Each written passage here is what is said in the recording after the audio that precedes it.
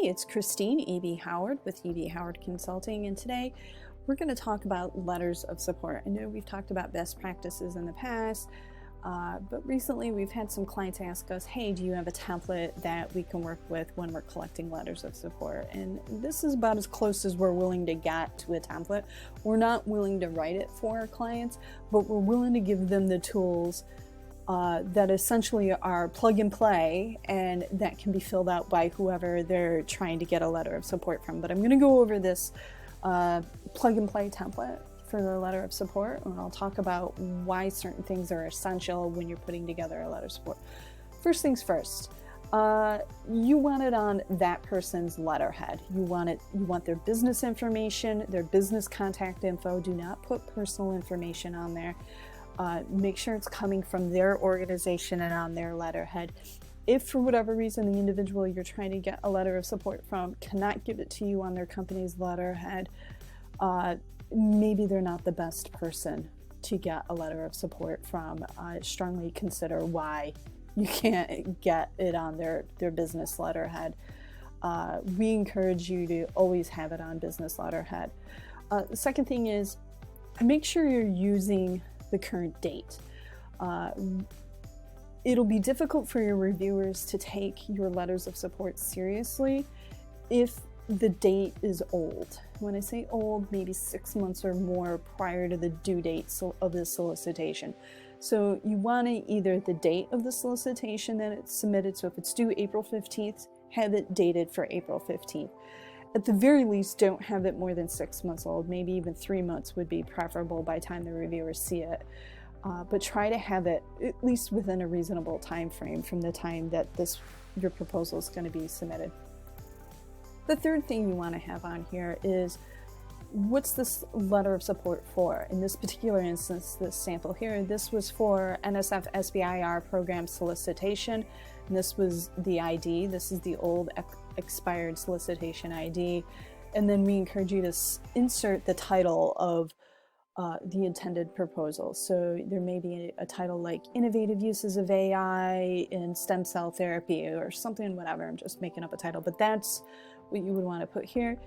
You want to put the full name of the principal investigator that's going to be listed in the proposal. So if it's John Smith or Ken Snyder or whoever it is that's leading the project, you want their name there. You want to address it to them.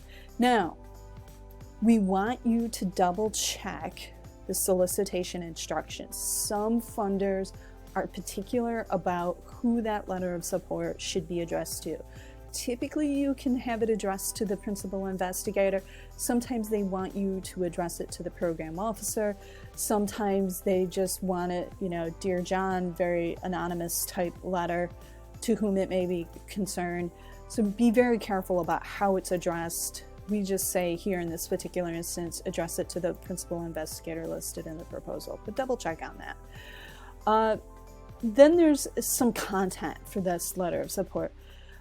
We recommend, hey, thank you for inviting me to submit a letter of support for this project. And then we say, insert a statement as to why this project's groundbreaking or innovative or why it will be successful. Try to keep it to 3 to 4 sentences. Why are you excited about this project? Like, what is so awesome about this? Like, hey, thank you for inviting me to this. You've got the cure to cancer. I know you do. Okay, you can say that in 3 to 4 sentences. It doesn't have to be long. In the next paragraph, in about 3 to 4 sentences, specifically state how you're involved with this company. What is the relationship? Do you just happen to know the principal investigator and you've known him for 20 years and he's, a habitual entrepreneur, and he's always has a startup in his pocket and he's successful with them, and that this person's competent and capable to lead this product to commercialization? Or is it that their product, that what they're really working on is a game changer for the industry, the next Facebook, the next Twitter, the next cure to cancer? So you really want to make sure that you have a statement about what's your relationship with the PI and the company.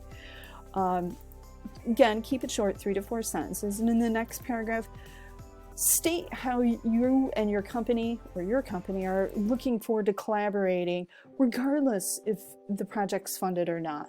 say, regardless if this gets funded or not, we're still going to work with them. This is not a make or break relationship. Make it clear. Also, provide your contact information should they need to reach out to you for anything in the future. And then, of course, make sure that you sign it, sign your name, put your title down. That's really it. It's a letter of support. You're just saying you support the initiative. You're not committing to doing any work. You're not committing to being paid out of the project. It's just it's basically a cheerleading letter.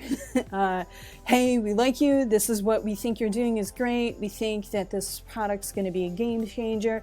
We think your company's awesome. We've worked with you in the past. We did XYZ. We look forward to doing ABC down the road with you. Blah, blah, blah. Very simple. One page. Don't let this be longer than one page.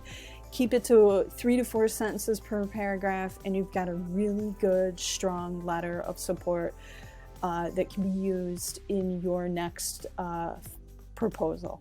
And again, as always, we recommend you read the solicitation, double check those instructions about the requirements, about how many you can attach, and what the criteria is to include a letter of support. Okay, that's it. That's all we got for now.